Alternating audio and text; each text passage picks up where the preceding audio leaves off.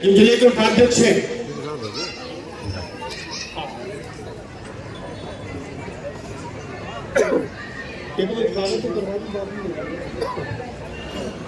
ठीक।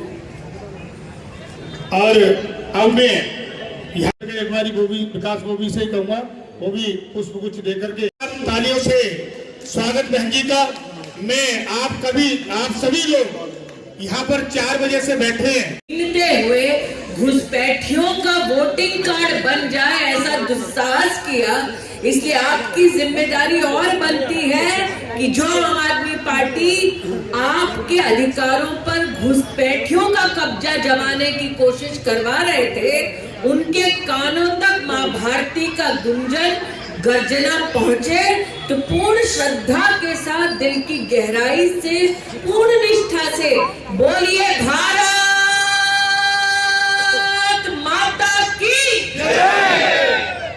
इस मंच पर आज जिला के प्रभारी संजीव जी से मैं इस बात की चिंता व्यक्त कर रही थी कि इस विधानसभा में ये चुनाव मात्र एक प्रत्याशी भारतीय जनता पार्टी के कार्यकर्ता या संगठन का चुनाव नहीं है, ये भारत के लोकतंत्र को मजबूत करने और भारतीय लोकतंत्र पर घुसपैठियों का कब्जा जमाने वाले आम आदमी पार्टी को मुंहतोड़ जवाब देने वाला ये चुनाव। मैं यहाँ पर सभी नागरिकों से एक सवाल करने आई। यहाँ मेहनत कश लोग रहते हैं, इस मंच के उस पार बच्चों के खेलने की आवाज आती है। दिन रात परिवार, माता पिता, घर में बड़े बुजुर्ग इस प्रयास में रहते हैं कि बच्चों के खेलने की आवाज हर परिवार में गूंजे, बच्चों को उज्जवल भविष्य मिले, नौजवानों के हाथों में नौकरी हो और वो अपना और अपने समाज का कल्याण करे। यहाँ कोई हिंदुस्तानी ऐसा है जो अपने बच्चों का बेहतर भविष्य नहीं चाहता, राष्ट्र की सुरक्षा नहीं चाहता, समाज का उत्थान नहीं चाहता? ऐसा कोई हिंदुस्तानी है? यहाँ कोई हिंदुस्तानी ऐसा है जो अपने और अपनों के अधिकार पर घुसपैठियों का दावा स्वीकार कर ले? यहाँ कोई हिंदुस्तानी है? अगर अपने और अपनी मातृभूमि पर घुसपैठियों का कब्जा नहीं चाहते तो 5 तारीख को पोलिंग बूथ पर जाओ, आम आदमी पार्टी के मुंह तोड़ जवाब दे पाओ और कमल का बटन दबाओ। आज एक हिंदुस्तानी होने के नाते आपसे मैं निवेदन करती हूँ। मैंने संजीव जी से कहा कि मैं आक्रोशित हूँ, अचंभित हूँ कि आम आदमी पार्टी के नेताओं को ऐसा क्यों लगा कि वो फर्जी voting, Aadhaar card, PAN card, ration card का ये खेल खेलेंगे और इठाला की जनता चुपचाप बैठकर तमाशा देखेगी। नहीं बैठेगी। मैं इस बात का दुस्साहस देख के और गुस्सा करती हूँ कि आम आदमी पार्टी के नेताओं को ऐसा क्यों लगा कि वो भारत के लोकतंत्र को खोखला करेंगे, आपके अधिकारों को छीनेंगे, आपके बच्चों को वंचित रखेंगे और आप नागरिक हिंदुस्तान के चुपचाप बैठकर तमाशा देखेंगे। फिर मैंने संजीव से कहा, आम आदमी पार्टी को तो भारत के लोकतंत्र पर आक्रमण करने की पुरानी आदत है। ये भारतीय लोकतंत्र में एक पार्टी ऐसी है जिसने ऐसे व्यक्ति को मुख्यमंत्री बनाया जिसने उन लोगों को माफी देने का दुस्साहस किया जिसने भारत के संसद पर हमला किया। आज इस मंच पर आने से पहले यहाँ पर विद्यमान पुलिस के कई कर्मी हैं जो आप सबकी सेवा और सुरक्षा में तैनात हैं। भारत की संसद पर जब आक्रमण हुआ तब भारत के इन्हीं सुरक्षा कर्मियों ने अपनी जान पर खेलकर हमारे देश के संसद की रक्षा की। कितनी बहनों का सुहाग उजड़ा। हर वर्ष श्रद्धांजलि देते हुए आज भी आंखें उनकी नम होती है, चेहरा सूखा होता है लेकिन आम आदमी पार्टी के कार्यकर्ता इस बात को कभी ना भूले कि भारत कभी नहीं भूलेगा कि उनके नेतृत्व ने, उनके नेता ने उस अफजल गुरु के लिए माफी मांगी, उस अफजल गुरु के लिए संरक्षण मांगा जिसने भारत की संसद पर आक्रमण किया। इसलिए आप सबसे आज कहने आई हूं, ये मात्र एक प्रत्याशी, एक पार्टी का इलेक्शन नहीं है, चुनाव नहीं है। आपकी अपनी विधानसभा में आम आदमी पार्टी के कार्यकर्ता और नेता ये जीवंत उदाहरण है कि वो भारत के लोकतंत्र पर बार बार आक्रमण कर रहे हैं और वोट की ताकत दिखाकर दोबारा विधानसभा में जाने का दुस्साहस कर रहे हैं। 5 तारीख को अब जब आप वोट देंगे तो याद रखिए सुरक्षा कर्मी को जो मौत के घाट उतरा ताकि भारत की संसद सुरक्षित रहे। याद रखिएगा कि जिस पार्टी ने झांसा दिया कि वो लोकतंत्र को स्वच्छ करेंगे, उस पार्टी के नेताओं को पकड़ा गया कि वो घुसपैठियों के लिए फर्जी वोटिंग कार्ड बनवाने का दुस्साहस कर रहे हैं। इसलिए अपने लिए, अपनों के लिए, अपने देश के लोकतंत्र के लिए 5 तारीख को पोलिंग बूथ पर जाएं, कमल का बटन दबाएं। भाजपा की सरकार बन रही है, इस विधानसभा में भी भाजपा को जिताएं। लोकतंत्र की आंखों में धूल झोंकना आम आदमी पार्टी के नेतृत्व की पुरानी आदत है। मुझे आज भी याद है, मैं, संजीव, हम सब साक्षी हैं, रामलीला मैदान में भारत का झंडा लहराते हुए ये वादा किया था देश से कि जी हम स्वच्छ राजनीति करने आए। स्वच्छ राजनीति का वादा करने वाले शराब के घोटालों में कब लिप्त हो गए, जनता देखते देखते स्तब्ध रह गई। आज दिल्ली की हालत ये है कि जाओ गरीब से पूछो, पीने का पानी साफ मिलता है। गरीब परिवार कहता नहीं, पीने का पानी तो साफ नहीं मिलता, लेकिन आम आदमी पार्टी की सरकार के चलते शराब के इतने ठेके खुल गए कि शराब बहती है, स्वच्छ पानी नहीं बहता।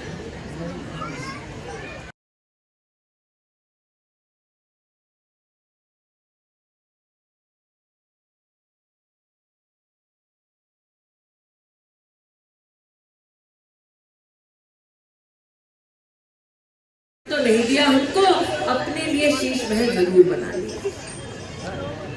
मैं इस मंच पर बाकी वक्ताओं की तरह शेर व शायरी नहीं करूंगी, ना लुभावनी बातें कहूंगी, मैं साक्षात सत्य कहूंगी जिसको आपने खुद जिया है, झेला है, देखा है। और सच ये है कि आज आप गरीब के पास जाकर पूछो, वादे तुमको बहुत किए, क्या उन वादों की वादा खिलाफी हुई या वचनों की पूर्ति हुई? संजीव, तुम स्तब्ध रहोगे। मैं सीमापुरी से आ रही हूँ, वहां पर एक गरीब बहन स्टेज पे आकर, मंच पे आकर रोई क्योंकि इस गरीब बहन को दिल्ली की सरकार ने 1.5 लाख रुपए का पानी का बिल दिया। एक और महिला मिली जिसने कहा, वैसे तो डींगे हाँकते हैं कि बिजली का बिल हमारा भर देंगे, लेकिन मुझको बिजली का बिल ऐसा दिया कि बच्चे पूरा साल पढ़ ना पाए, ढंग से खाना पाए, सिर्फ आम आदमी पार्टी का मैं बिल चुकता कर। इसे जनता जनार्दन से आज कहने आई हूँ, वादा खिलाफी उन्होंने की, वचन पूर्ति नहीं की। अब मौका आया है अपने लिए, अपनों को दिए हुए वादे के लिए 5 तारीख को पोलिंग बूथ पर जाइए और कमल का बटन दबाइए। मैं आज बहन का आभार व्यक्त करती हूँ जिन्होंने मेरे कैबिनेट के कार्यकाल का उल्लेख किया। कैबिनेट के मेरे कार्यकाल का सबसे बड़ा अगर मुझे संतोष हुआ तो वो इस बात का कि प्रधानमंत्री मोदी के नेतृत्व में हमने देश भर में जो गर्भवती बहनें हैं उनके बैंक के खाते में सीधा 5,000 रुपया पहुंचाया। दिल्ली में 3 लाख गर्भवती बहनों के बैंक के खाते में 5,000 रुपए पहुंचाने वाला विभाग मेरा था, देने वाले प्रधानमंत्री मोदी। और आज मुझे कहते हुए संकोच नहीं कि भारतीय जनता पार्टी ने वादा किया है 5 तारीख को आप जैसे सज्जन नागरिक पोलिंग बूथ पर जाएंगे, कमल का बटन दबाएंगे और तत्पश्चात दिल्ली में गर्भवती बहनों को हम 21,000 रुपए और 6 महीने का पोषण किट देंगे। इसलिए अपने लिए नहीं, मात्र अपनों के लिए नहीं, मात्र उस गरीब बहन के बारे में जरूर सोचिएगा जिसे उस 21,000 रुपए की दरकार है। मुझे इस बात का संतोष है कि आज नरेंद्र मोदी के नेतृत्व में दिल्ली में लगभग 2,60,000 गरीब बहनों को पहली बार गैस का सिलेंडर मिला। और आज भाजपा की कार्यकर्ता होने के नाते आपको आश्वस्त करने आई हूं, 5 तारीख को पोलिंग बूथ पर जाइए, कमल का बटन दबाइए, भाजपा की सरकार बनाइए और सिलेंडर 500 रुपए में और होली और दिवाली पर मुफ्त सिलेंडर पाइए। ये मोदी की गारंटी। आज मुझे इस बात का संतोष है, मैंने और संजीव शर्मा जी ने वर्षों वर्ष नरेंद्र मोदी जी को इस बात का संघर्ष करते देखा कि जो छोटी छोटी सड़क पे दुकान लगाते हैं, कम से कम उनका व्यवसाय और बढ़े, उनकी तरक्की हो। दिल्ली में लगभग 1,90,000 छोटा व्यापारी जो सड़क के किनारे पर अपनी दुकान लगाता है, उसको प्रधानमंत्री स्वनिधि योजना के तहत लगभग 300 करोड़ रुपए दिए। आज मैं भारतीय जनता पार्टी की प्रतिनिधि के नाते, कार्यकर्ता के नाते, यहाँ पर चाहे वो छोटे व्यापारी हो और विशेष रूप से अगर आप किसी ऑटो ड्राइवर, टैक्सी चालक या आपके घर में काम करने वाली वो कामकाजी महिला को जानते हैं, तो उसको निश्चित रूप से बताइए कि आप 5 तारीख को पोलिंग बूथ पर जाएंगे, कमल का बटन दबाएंगे और फिर भाजपा की सरकार ऑटो, टैक्सी ड्राइवरों के लिए और घर में काम करने वाली हमारी बहनों के लिए विशेष रूप से वेलफेयर बोर्ड बनाएंगे, 10 लाख रुपए का उसको बीमा देंगे, 5 लाख रुपए का उसको दुर्घटना बीमा देंगे और उसके बच्चों को छात्रवृत्ति स्कॉलरशिप देने का काम भी भारतीय जनता पार्टी की सरकार करेगी। कुलवंत जी आ गए हैं, इसीलिए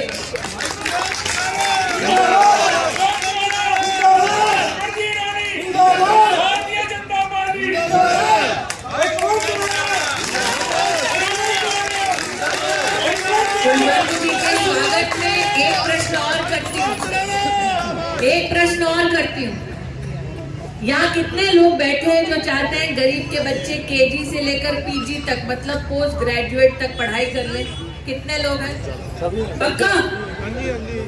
जो हाथ आपने उठाया उसी को जाकर अगर 5 तारीख को पोलिंग बूथ पर जाकर कमल का बटन दबाएंगे तो गरीब के बच्चे केजी टू पीजी भाजपा की सरकार में मुफ्त शिक्षा पाएंगे।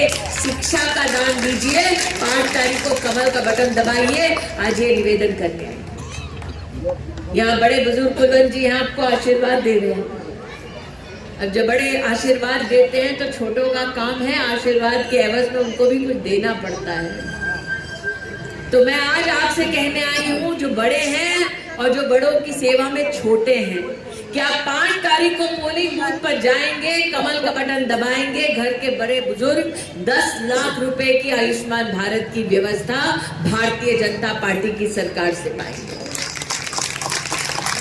मैं जानती हूँ कि आम आदमी पार्टी का नाटक हर दिन नया होता है। कभी कहते हैं पानी में जहर मिल गया है, कभी कहते हैं जिंदगी जहर जैसी है, कभी कहते हैं मोहल्ला क्लिनिक पे जाओ, कभी कहते हैं मोहल्ला क्लिनिक चल नहीं रहा, फिर कहते हैं मोहल्ला है नहीं, क्लिनिक कहाँ से होगा। ये जो 10 लाख रुपए आयुष्मान भारत का है जो मोदी जी देने वाले हैं, जब आप 5 तारीख को जाकर कमल का बटन दबाने वाले हैं, वो मात्र दिल्ली के अस्पतालों में नहीं, देश भर के 28,000 अस्पतालों में लागू होगा, आपके लिए, अपनों के लिए।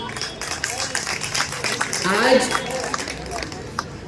यहाँ पर एक बुजुर्ग ने खड़े होकर आशीर्वाद दिया, तो उनको एक और शुभ समाचार दे दूं। नरेंद्र मोदी जी की गारंटी है कि जो हमारे वरिष्ठ नागरिक हैं, दिव्यांग नागरिक हैं, विधवा बहनें हैं, निराश्रित हमारी बहनें हैं, उनकी पेंशन प्रतिमाह बढ़ाकर 3,000 रुपए कर दी जाएगी अगर आप मात्र 5 तारीख को पोलिंग बूथ पर जाएंगे और कमल का बटन दबाएंगे। और जे क्लस्टर में आपके यहाँ कोई काम करने वाला आता हो, काम करने वाली आती हो जिसका जे क्लस्टर से संबंध है, उसको कह दीजिए आप 5 तारीख को पोलिंग बूथ पर जाएंगे, कमल का बटन दबाएंगे तो जे क्लस्टरों में भाजपा का ये संकल्प है कि हम अटल कैंटीन स्थापित करेंगे जहां पर 5 रुपए का पौष्टिक भोजन गरीब को उपलब्ध कराया जाएगा। लेकिन उसके लिए क्या करना है? 5 तारीख को कहाँ जाना है? कमल का बटन दबाना। कहाँ जाना है? लेकिन पोलिंग बूथ पे जाना है। कौन सा बटन दबाना है? कौन सा निशान? कौन सा निशान?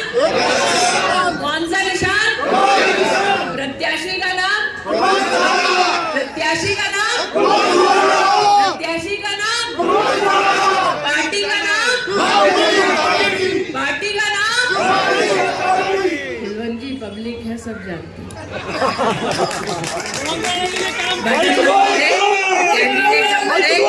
Party number 1 Bharatiya Janata party को अपना समर्थन दे। मोदी की गारंटी है कुलवंत राणा। 5 तारीख को कमल का बटन दबाएं, मोदी जी और राणा जी की सेवा पाएं। आज यही निवेदन आप सबके चरणों में अर्पित करते हुए अपनी वाणी को विराम देती हूँ। जय हिंद, जय भारत। बोलो भारत माता की, भारत माता की, भारत माता की। भाई कुलवंत राणा, भारत माता की, भारत माता की, भारत माता की।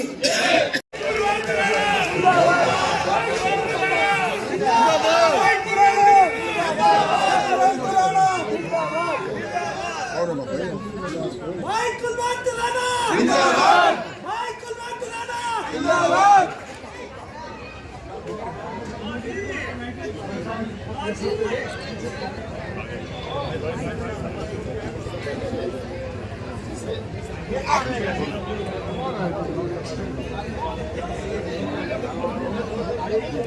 भारत माता की, भारत माता की। वंदे वंदे वंदे भारतीय जनता पार्टी।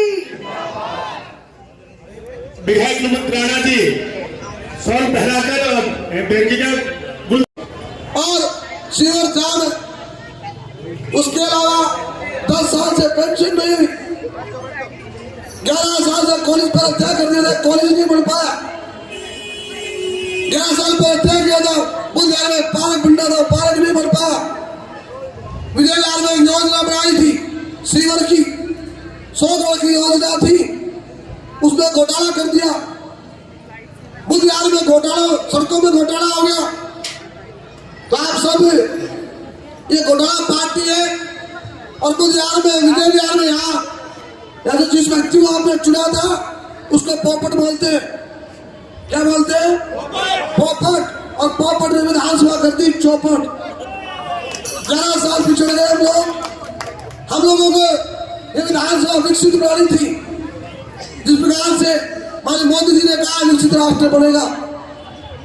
जब मैं आपने चुना था, मेरी सरकार में, मैं सरकार में था, मैं विपक्ष में था, हजारों करोड़ के काम किए और 11 साल का समय वो मेरे 11 साल में ही किए।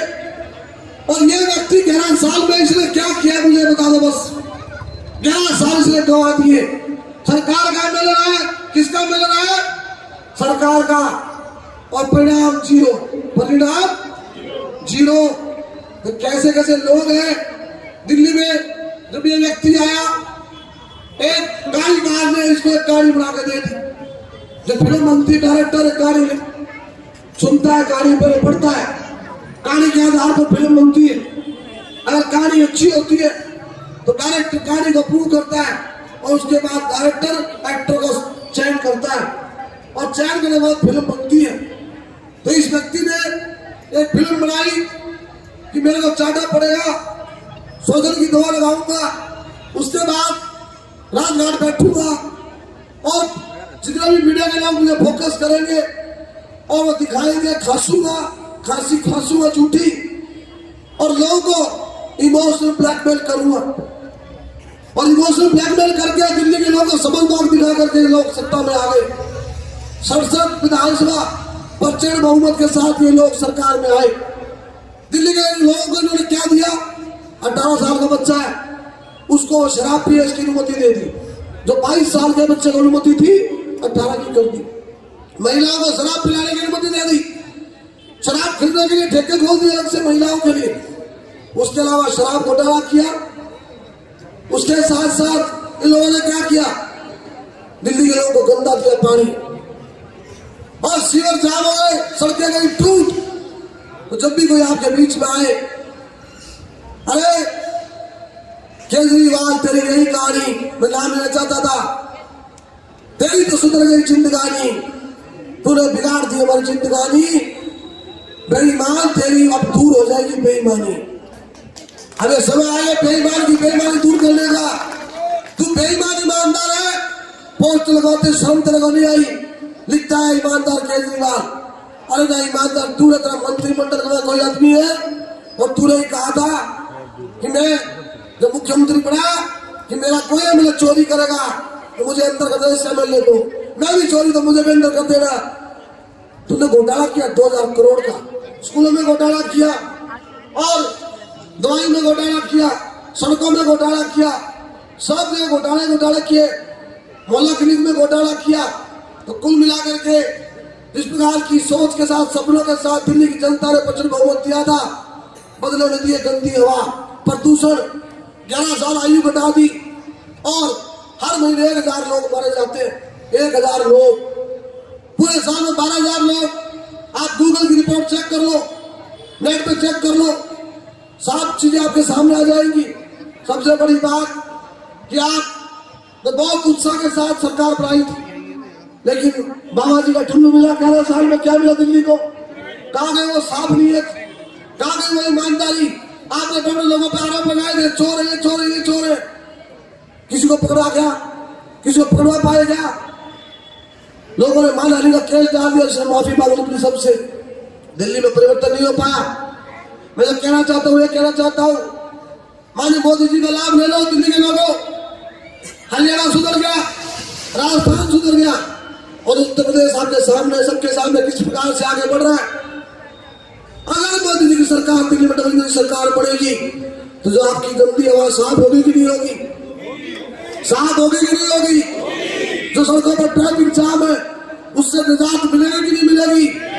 मिलेगी कि नहीं मिलेगी? क्या आप सोशल नहीं मिलेगा? गंदा पानी से मुक्ति मिलेगी, गंदे पानी से मुक्ति मिलेगी, स्वच्छ जल मिलेगा, सड़कें बेहतर होंगी, देश की राजधानी दिल्ली हमारा शहर बेहतर होगा, यमुना नदी साफ होगी और 300 बिल्डिंग भी आपको मुफ्त मिलेगी। महिलाओं को बारे में बता दिया, सारी योजनाएं वो मिलेगी, वो गारंटी मोदी जी की है। तो उसके अलावा ये हमारा शहर बेहतर होना चाहिए कि नहीं होना चाहिए? और आप कभी मान होगा यहाँ का एमएलए 60 गाड़ करके उसकी आमदनी 3 महीने की मासिक चाहता है, यहाँ पर सूखे में से बिक रहे, मुझे नहीं मालूम, लोग बता रहे मेरे को, 80 लोग सूखे में से बेच रहे, आगे बच्चों को बिगाड़ रहे, नशा बेच रहे। अगर किसी बच्चे ने 2 बार 3 बार 4 बार शराब पी लिया पूरी लाइफ के लिए आउट हो जाएगा। और माँ बाप ऐसे बच्चे के सामने क्या विवश हो जाता है और वो अपने बच्चे को मरा हुआ पाता, जिंदा मरा होता बच्चा उसका, वो किसी काम में नहीं बचता, ना माँ बाप के साथ बैठ सकता, ना बीवी के साथ बैठ सकता, ना बच्चों के साथ खेल सकता, ना कुछ काम कर पाता। हमेशा उसको रहता दिमाग में नशा कहाँ से करूँ, नशा कहाँ से मिलेगा, नशा कहाँ से मिलेगा। पूरे दिन लेटा रहता है, अपना आप खो देता है, मानसिक संतुलन खो देता है। इन्होंने जो काम किया है हमारी जनरेशन को, महिलाओं को दारू पीने के लिए ठेके खोले, हमारी महिलाओं को बिगाड़ दो, नौजवानों को बिगाड़ दो, हमारे सब लोगों को बिगाड़ दो, नकली दारू पिला दो, इनका लीवर खराब कर दो, इनका किडनी खराब कर दो, गंदा पानी पिलाकर इनकी सेहत खराब कर दो। तो दिल्ली के लोगों की क्या किया है? सेहत खराब करने का काम किया है, दिल्ली को बीमार करने का काम किया है। तो ऐसे आदमी को बीमार करना कि नहीं करना? और ये आम आदमी नहीं था, 2.5 लाख किसकी तनख्वाह थी? 2.5 लाख इसकी बीवी की थी। सरकारी गाड़ी था, सरकारी बंगला था। पता नहीं हम लोग क्यों नहीं समझ पाए। वो छोटी गाड़ी भी कहानी का हिस्सा थी, वो खांसी भी नहीं थी इसको, वो भी कहानी का हिस्सा थी। और एक वीडियो आया था, आपको ध्यान हो तो 3-4 लोग बैठे थे और इनके लोग मजाक उड़ा रहे थे, दिल्ली के लोगों मैंने कैसे बेवकूफ बना दिया। ऐसा एक वीडियो देखा होगा आपने। तो ये किस प्रकार के लोग हैं। तो मैं इतनी बात करने आया हूं, अगर आप चाहते हो सेक्टर 5 बेहतर हो, सेक्टर 6 बेहतर हो, टाणा विधानसभा विकसित विधानसभा को मैंने 11 साल पहले बोला था। मेरा घोषणा पत्र भी आएगा, आप पढ़ना सब जरूर उसको। 1000 करोड़ का घोषणा पत्र है, 1000 करोड़ का। और संकल्प पत्र बनाते हुए सोचना पड़ता है क्या ये काम मैं कर पाऊंगा। मेरे अंदर आत्म शक्ति, आत्म बल है आपका, आपका प्यार, आपका आशीर्वाद है। संकल्प पत्र जो भी मैंने तय किया मैंने भी पूरा किया और आगे भी पूरा करूंगा। मैं दिल्ली से विधानसभा में सेक्टर 16 में एक मेडिकल कॉलेज और बनाऊंगा। आपके यहाँ मैं टीचिंग ट्रेनिंग इंस्टीट्यूट बनाऊंगा। एक कॉलेज ये हो गया, 4 कॉलेज बन जाएंगे मेरी विधानसभा में। 5वां TTU, 6ठा जिम्स और 7वां भगवान परशुराम इंजीनियरिंग कॉलेज जो वो प्राइवेट संस्था का है। तो हमारा विधानसभा हायर एजुकेशन का उच्च शिक्षा का केंद्र बन जाएगा। बढ़ेगा कि नहीं बढ़ेगा? बढ़ेगा कि नहीं बढ़ेगा? और आसपास के 20 किलोमीटर में चेक कर लो, अभी नरेला में हमारे मोदी जी ने लाइट बनवाई है। पिछले 5 साल पहले काम शुरू हुआ था, बढ़ के 4 हो गई है। अगर अम्बेडकर अस्पताल बना, अम्बेडकर मेडिकल कॉलेज बना, तो भाजपा के काल में बना। आपके मेट्रो आई, दिल्ली में पहली बार शुरुआत हुई तो भाजपा के काल में आई। फायर स्टेशन बना तो आपके भाजपा के कार्यकाल में आई। दिल्ली की सड़कें बढ़िया बेहतर बनी तो भाजपा के कार्यकाल में हुई। अगर बुजुर्गों की पेंशन हुई तो भाजपा के कार्यकाल में हुई। और मैं भी जब आपके पास, मेरे पास सेवा का काम था, तो हर बुजुर्ग को, हर माता को पेंशन थी कि नहीं थी? थी या नहीं थी? सब चीज सुन जाती थी, सुन जाती थी। तत्परता के साथ, जागरूकता के साथ, इच्छा की शक्ति के साथ और पूरी दिशा के साथ काम किया जाता है। भाजपा के लोगों में यही अंतर है। इन लोगों का मतलब है जो प्रांतीय दल है, इन प्रांतीय दल दीपक है, दीपक। प्रांतीय दलों ने इस देश को खा लिया, कमजोर कर दिया, चूस लिया है। राष्ट्रीय पार्टी, भारतीय जनता पार्टी राष्ट्रीय चिंतन करती है, दिल्ली की चिंता करती है, पूरे राष्ट्र को आगे बढ़ाया। आगे बढ़ा के नहीं बढ़ा? अटल जी की सरकार आई, देश में सड़कें बड़ी कि नहीं बड़ी? बड़ी या नहीं बड़ी? अस्पताल टाइम बढ़े कि नहीं बढ़े? रेल अच्छे बन रही कि नहीं बन रही? आज मोदी जी के काल में बड़ा भी आगे बढ़ रहा है कि भारत बढ़ रहा? जो घाटे में बैंक थे बड़े बढ़ गए, बैंकों से घाटे से निकल करके मुनाफे में आ गए। शेयर बाजार आज तक गिरा नहीं। 11 साल से रेलें बेहतर रही, जहाज बेहतर रही है, मेडिकल कॉलेज बन रहे हैं जिले में, यूनिवर्सिटियां बढ़ रही है, नदियां जुड़ रही है, जुड़ रही, बिजली का उत्पादन बढ़ रहा है, दूध का उत्पादन बढ़ रहा है। तो मोदी जी का सहयोग से दिल्ली को बदलना है, हवा को बदलना है, दिल्ली को बेहतर बढ़ा है। बढ़ाया कि नहीं बढ़ा? अपना जीवन बेहतर करना ही नहीं करना, या हमको भी आगे भागना है दिल्ली से? दिल्ली से लोग भाग रहे हैं क्योंकि हवा बिगड़ गई। यार लोग गुड़गांव जा रहे, नोएडा जा रहे, सोनीपत जा रहे, दिल्ली भाग गया बीच ज्यादा, क्योंकि हवा लेने का मन नहीं करता, सांस लेने का मन नहीं करता। ये शहर बिगड़ गया, कीमतें बढ़ गई 11 साल में। अगर हमें अपने शहर की कीमत बढ़ानी है, अगर हमें अपना शहर बेहतर बनाना, सेक्टर बेहतर बनाना है, तो उसके लिए भारतीय जनता पार्टी को दिल्ली भर में आप सबके जो शुभ चिंतक है सबको कमल का बटन दबाना होगा। और कमल का बटन दबाने के बाद आपका को पकाना होगा। भाजपा की सरकार बढ़ेगी, मोदी जी का सहयोग मिलेगा, डबल इंजन की सरकार बढ़ेगी और देश, हमारे देश की जो राजधानी है वो विश्वस्तरीय शहर बनेगा। तो ज्यादा ना बोलते हुए 5-6 दिन की बात है, अगले बुधवार को चुनाव है। 4 दिन प्रचार करे गए, 4 दिन में कुछ चूक रहा हो।